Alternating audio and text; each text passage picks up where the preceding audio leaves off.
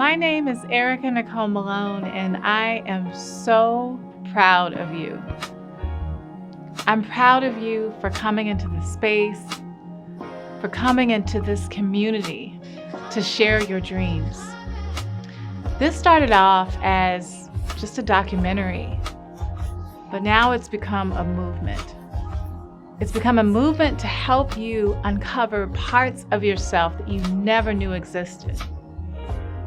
Each week, we're going to share inspirational stories that will help you follow your dreams, to uncover the impossible. We're going to do it together. Come with me. Let's go.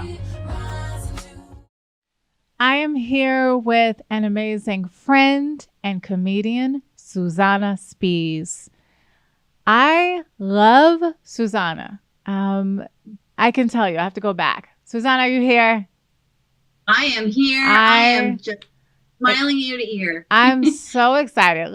I want to talk about my journey with Susanna. It was so exciting on the Bucketwish. I had thought about in these wishes, one of my wishes was I wanted to do comedy. I had been accepted into Groundlings about 2016 and didn't go forward. I was doing some other things, some other projects, but comedy has always been such a big part of my life since I went to performing arts high school and theater and just writing. I can write dramedy. I can also do drama and write drama. And so writing is so important. And there's so many comedians I love and look up to. I mean, obviously Eddie Murphy, Phil Hartman, Mark Curry, who's one of my favorite. There's so many comedians I absolutely love. And so being able to get in front of a microphone was something I always aspired to do. So I reached out to an amazing comedy coach, Susana Spies, and comedian. And, Susanna, what was it about me that you felt like I was going to be a student that you could guide through this process? What did I think about you in terms of how I could guide you through this process came so easy. The first 10 minutes I was talking with you.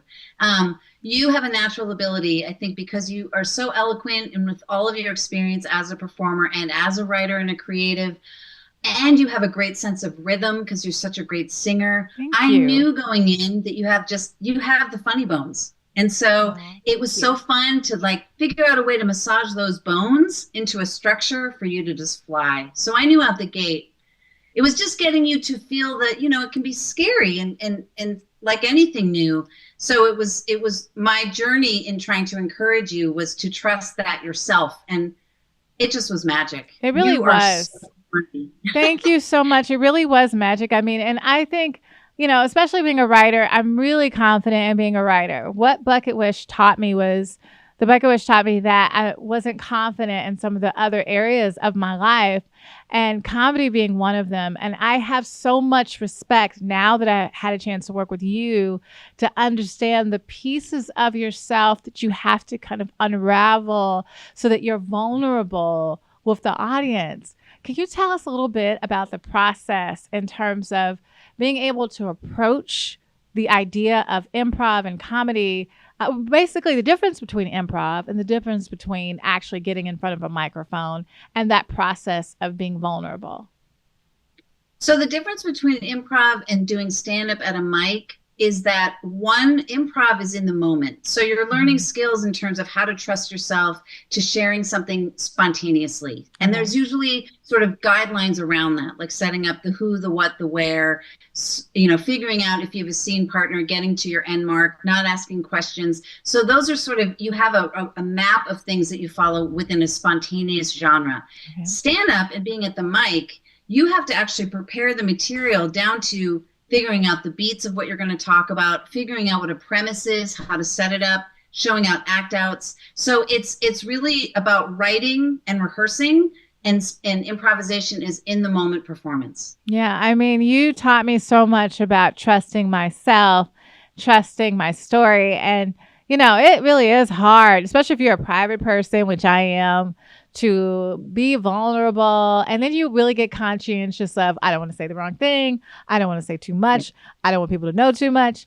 You really helped me to talk about what I wanted to talk about in a way that was befitting to me, that was still classy and elegant, but yet funny.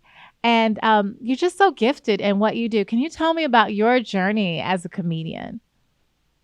So, well, thank you so much, first and foremost. So, my journey as a comedian, actually, you had said something earlier that you're a fairly private person. I am as well, but it started when I was a teen. I was like super shy, and so I was finding myself like doing characters in my room and getting creative that way. And it sort of morphed into learning, oh, I can do this on stage. And I moved to LA. I lived in LA over 30 years, and I was a performer. And I started stand up. I went to the Groundlings, went through that system.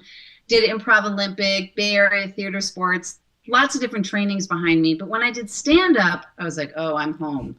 And the reason why I felt that way was because I felt like I could use a muscle that was wanting to kind of get out in a way that I could talk about myself, get a little maybe vulnerable, but trust myself enough to say, hey, I have something to say. And if I can say it and be funny, I'm going to get you on board. And so I just was completely hooked after I started. And that was about 26 years ago, even though I'm only 20. You're only 20. I mean, the most 21. Yeah. The most 21.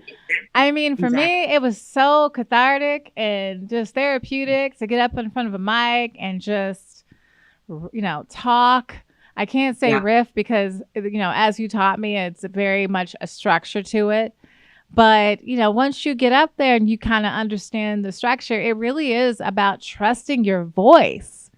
Trusting, 100%. Don't you think? And it was like, I don't know, I have to do it this way because this way is funny. And like, if you try to emulate someone else, like you're going to fail. You're going to fall flat in comedy. You have to trust yourself, trust your vision. It's not about people laughing. It's about you understanding what you're saying and you understanding the rhythm of what you're saying. And it was just, I have to be honest with you, Susanna, it was magic. Oh, my friend, I felt the same way. And, there's a process too. Riffing or ranting is what I call it, is one of my activities that is essential to finding your voice, because comedy is all about your point of view.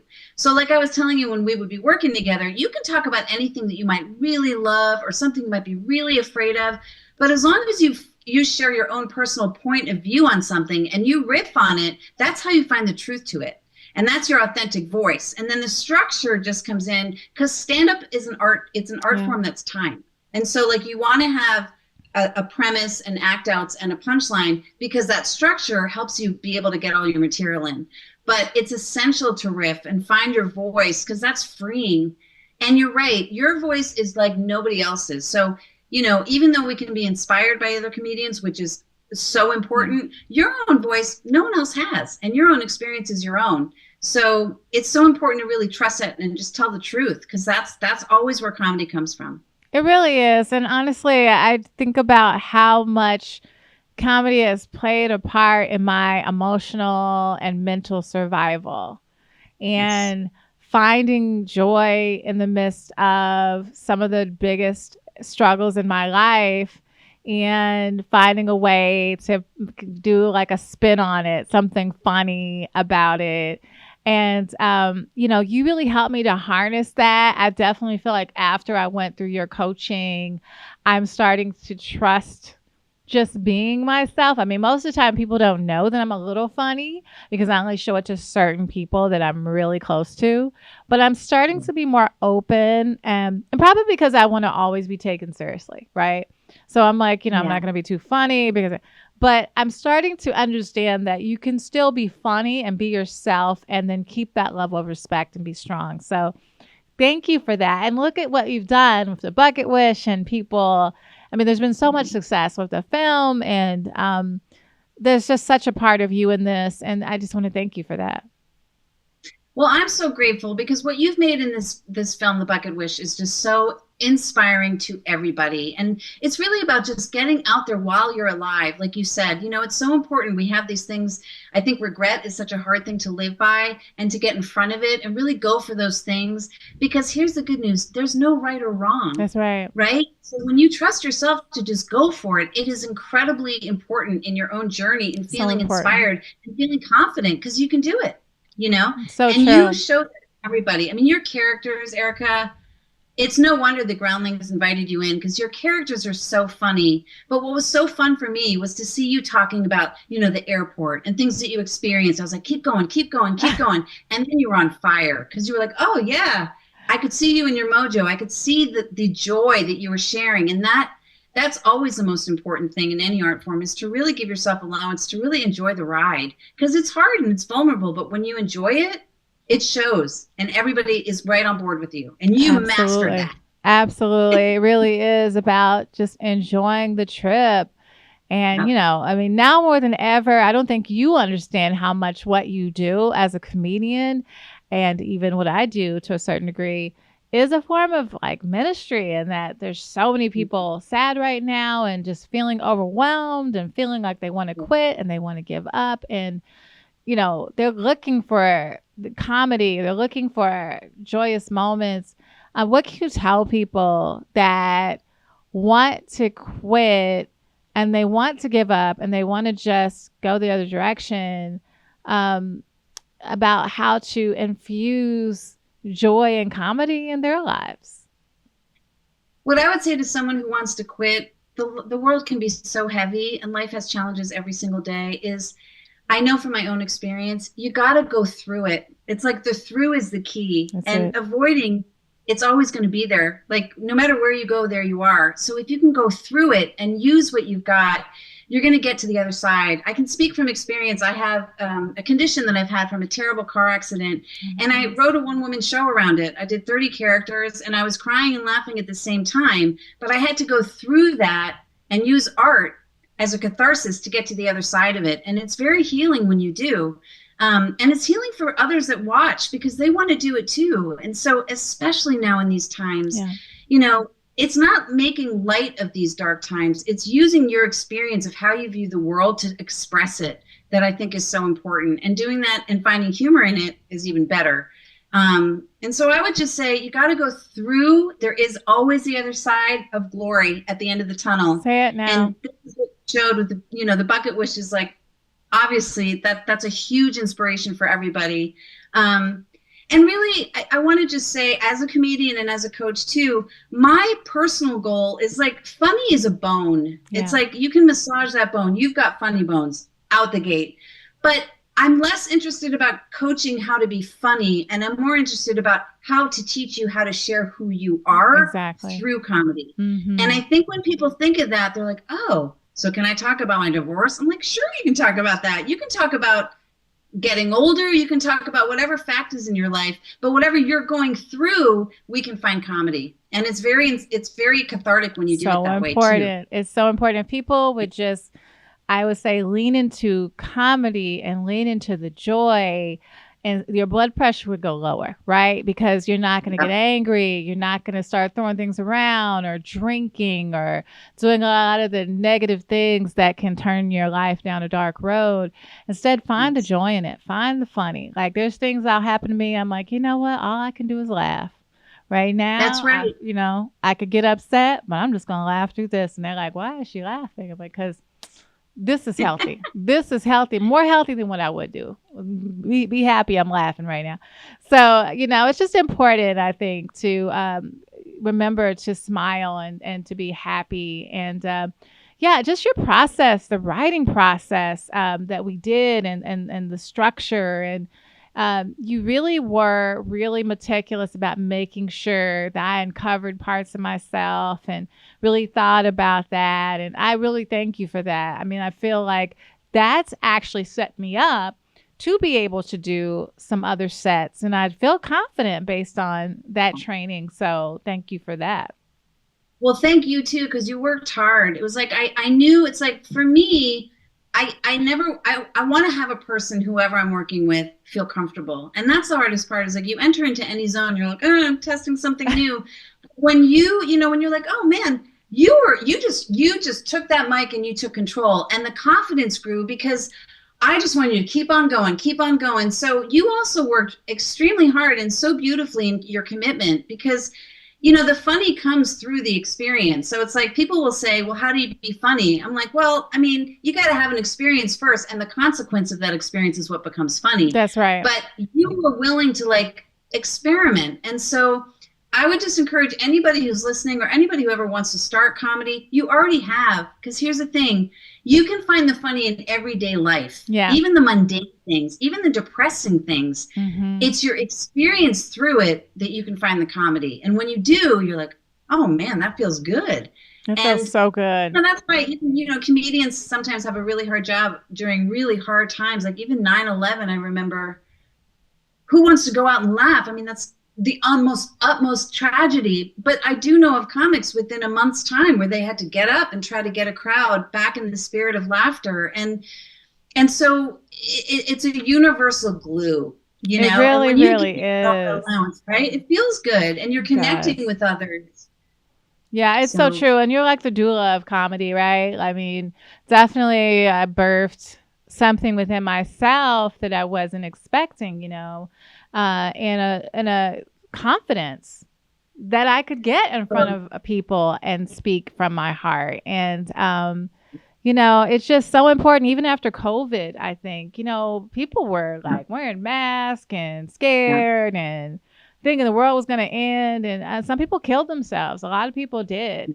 And, comedy is one of those things where people will look for a comedic movie or look for someone to do a set and just go to, to a Laugh Factory or, the Comedy Store, and just to kind of get some relief. So I'm just so excited about this journey, and thank you for going with me on this journey. It means so Ericka, much. I can't thank you enough. I mean, it's really, you are so inspiring, and you're so talented. And I just love that when people saw you and they were laughing so hard, it was no surprise to me. Anybody who knows you and loves you knows how funny you are. But what makes me feel so happy is that you enjoyed it. And that like anything, whenever anybody enjoys a process and is willing to kind of see it through, and then they find the joy out of it, then it does become like, hey, I kind of want to do this again. It was dope. It was so dope. And I'm going to say, Susanna, you're dope.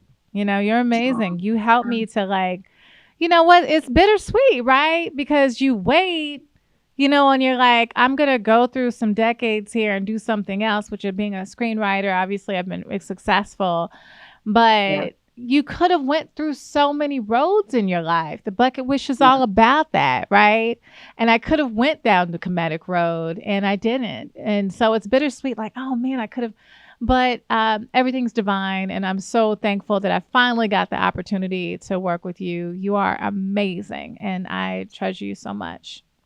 Well, I feel the same. I'm incredibly honored, and just to watch you just completely just on this trajectory of such growth in terms of inspiring everybody in your movement. You've created a movement, and I will say for anybody who's watching the movie, and you'll see yourself, once you set your mind to anything, you can get through and get to the other side and feel completely inspired. And what you've done in showing all the different art forms that you took upon yourself to inspire others, it's such an act of humanity. It's such a beautiful testament to your character and your soul.